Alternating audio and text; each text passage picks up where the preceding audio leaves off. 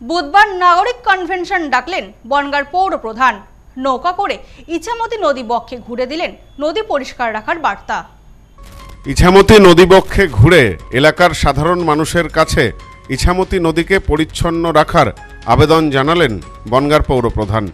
এদিন বেলা 2টোর পর বনগাঁ থানার ঘাট থেকে নৌকা নিয়ে আপনজন ঘাটের দিকে যাত্রা শুরু করেন। যাত্রাপথে নদীর পাশের বাসিন্দাদের কাছে মাইকের মাধ্যমে আবেদন রাখেন ইছামতি নদীকে পরিষ্কার রাখার ব্যাপারে।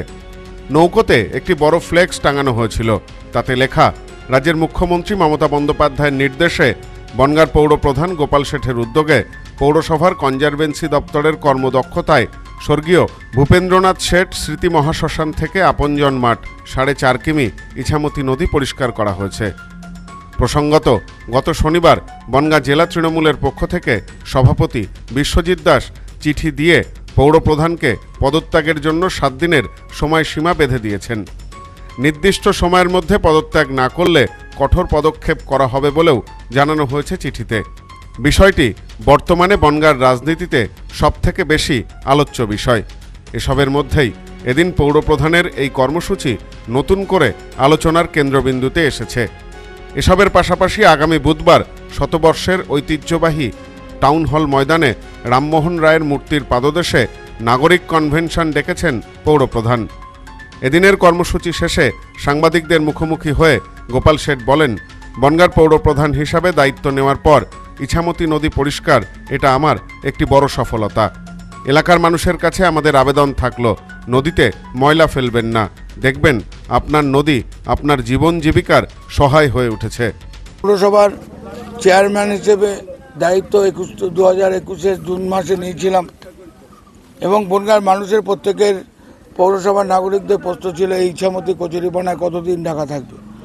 বিদ্যুৎজন থেকে শুরু করে কবি সাহিত্যিক থেকে শুরু করে গানের শিল্পী থেকে শুরু করে লেখক থেকে শুরু করে এবং সাধারণ মানুষ যারা ঘাটে স্নান করেন, যারা মৎস্যজীবী, যারা বিভিন্ন কাজে নদীকে ব্যবহার করেন, যাদের পরিবারের কেউ স্বজন হারালে তারা যখন ঘাটে আসেন তারা দেখেন যে নদীটা কোথায় আমরা করব। এই পরিস্থিতির মধ্যে যখন বিভিন্ন দপ্তরে আমরা গেছি কিন্তু কোনো সদুত্তর পাইনি এবং আমরা তারপরে যখন আমরা আমাদের পৌর দপ্তরে বলে হ্যাঁ তোমরা করো, SWM যেটা আছে সেই দপ্তর থেকে আমাদের এই যে লেবারের টাকা এবং বিভিন্ন যে আনুষঙ্গিক যন্ত্রপাতি লাগবে সেগুলো করেছে।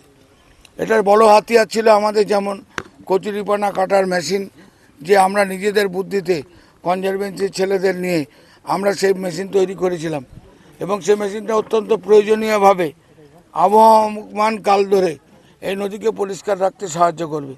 পাশাপাশি আমাদের জেসিপি পকলিন দিয়ে বনগাঁ পৌরসভার প্রায় 50 জন কর্মী আজকে সেই নদী আপনাদের সঙ্গেই আসলাম, দেখে নিলেন যে বনগাঁ পৌরসভা পেরেছে।